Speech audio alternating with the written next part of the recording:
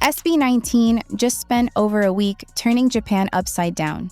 2 summer sonic performances in Osaka and Tokyo, a television debut, a physical album release built specifically for Japanese fans, a collaboration with one of the country's biggest idols, and their own Thanksgiving fan meet in Yokohama. So, it would be easy to watch all of that and assume the story is over. Mission accomplished, time to go home. Except, I don't think it is. Because the moment you line up what SB19 just did in Japan against what's already locked in for the months right after it, this stops looking like a finale. It starts looking like the opening stretch of something much bigger. And before we go any further, if you're an SB19 fan and want the latest updates, reactions, and global milestones, make sure to like this video, share it with fellow 18, and subscribe to Bandz collection so you never miss what's next for SB19. And here's the part that makes this worth talking about right now. We're not speculating about all of it.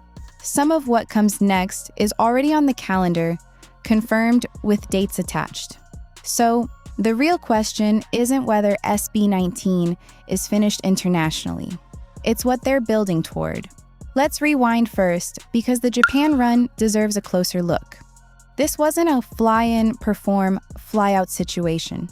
SB19 took the stage in Osaka on August 14th, then Tokyo the following day. 3 days after that, on August 18th, they held their own Thanksgiving fan meet at KTZ Yokohama. That alone tells you this trip had layers to it. Before any of that happened, a Japanese physical edition of Wakas at Simula dropped on August 5th. 2 Japan-exclusive bonus tracks, translated lyrics, and a 36-page photo zine in the limited edition. Tower Records Shibuya ran a pop-up around it. Yokohama got SB19 branded vending machines during Fan Meet Week.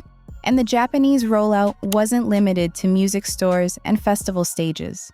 SB19 also made their Japanese television debut on Nippon TV's Day, bringing them in front of an audience that might never have discovered them through Summer Sonic alone. That timing matters. Television exposure on the same day as a major festival performance, followed by more fan-focused activity later in the trip. It made the Japan visit feel less like a single booking and more like a coordinated push across different parts of the market. Taken together, it looks less like a one-off visit and more like an attempt to build something. Then came the moment everyone actually clipped and shared from Summer Sonic Tokyo.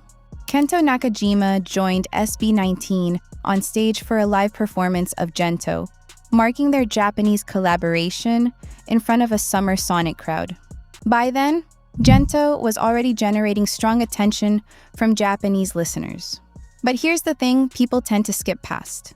That performance wasn't the ending. It was the middle. 3 days later, SB19 was still in Japan. This time for a room full of their own fans instead of a festival crowd. The August 18th event gave Aten in Japan direct access, merch, VIP moments, fan games, and even a karaoke segment built around SB19's own songs. Stack it all up: album drop, retail promotion, a major festival slot, a collaboration with a Japanese star, and finally, a fan meet built just for them. That's not a group hoping to get noticed once. That's a group giving people several separate reasons to keep paying attention. And now that stretch is done. So where does SB19 actually go from here? Their next confirmed stop pulls them straight back home. On September 19, 2026, SB19 performs at Beyond the Beat, the Next Level ULT sound experience, held at Cove Manila inside Okada, Manila. It's tied to Sony Philippines' launch of their ULT Power Sound audio line, and SB19 has been named the newest addition to Sony's ULT squad. Barely a month removed from Japan, and they're already part of another major Sony event at home. Then they cross the Pacific again on October 31st, 2026. SB19 is set to appear at the K-pop World Festival 2026 at the Alamodome in San Antonio, Texas, sharing a bill with J Park, Jesse, ARTMS, and Hunter/X. And this is where the picture starts to shift, because 2026 has already been a huge year for SB19 in America.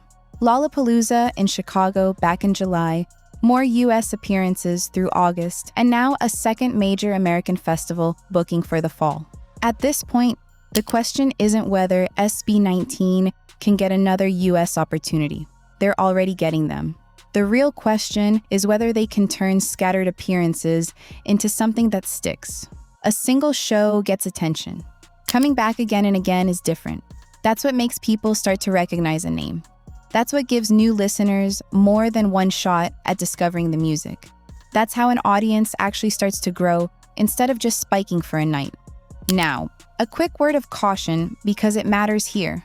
There's already no shortage of online theories about what comes after October. New countries, bigger tours, surprise collaborations. As of August 23rd, 2026, none of that should be treated as locked in unless SB19 or the event organizers confirm it directly. What we actually know is enough on its own. September puts them back in Manila. October puts them back in the US.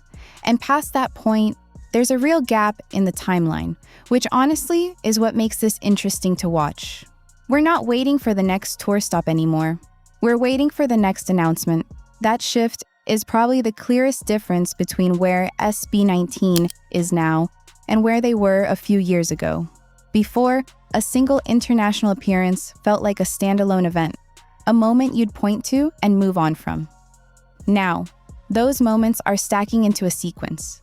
America, Japan, back to the Philippines. America again. And running underneath all of it are physical releases, brand tie-ins, fan meets, collaborations, and retail activity.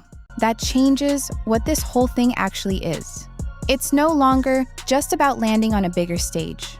It's about building a deeper audience in places where SB19 are still growing. And that takes a lot more than a single viral clip. The music has to connect. New listeners have to find it. The partnerships have to actually matter. And those same people need a reason to come back. That last part is the hard part. Anyone can book a festival slot. Turning that one slot into a market that actually remembers your name a year later is a completely different challenge. And it's the challenge most international pushes quietly fail at. Japan is probably the cleanest example of how deliberate this can be. So now, the question becomes whether SB19 can repeat that shape somewhere else. Does America eventually get the same treatment? Is there another market in Asia already being lined up? Could Europe eventually enter the conversation? Nobody actually knows yet, and I'm not going to pretend otherwise. What we can say is that Japan has shown SB19 are willing to put in the groundwork before the big stage moment rather than chase the moment on its own. But that uncertainty is exactly why the next few months are worth watching closely. There's something almost fitting about the title Wakas at Simula, an ending and a beginning held in the same phrase. Because this era has already carried SB19 through Lollapalooza, through Summer Sonic, into a collaboration with a major artist from another country's industry, and now into the next confirmed stops on their calendar. So maybe Japan wasn't the closing chapter after all. Maybe it was proof of what SB19 can actually do when they decide to build more deeply in a market. Not just perform, but build. Create attention, form partnerships, release music made specifically for that audience, meet the fans already there in person, and leave with momentum instead of just a memory.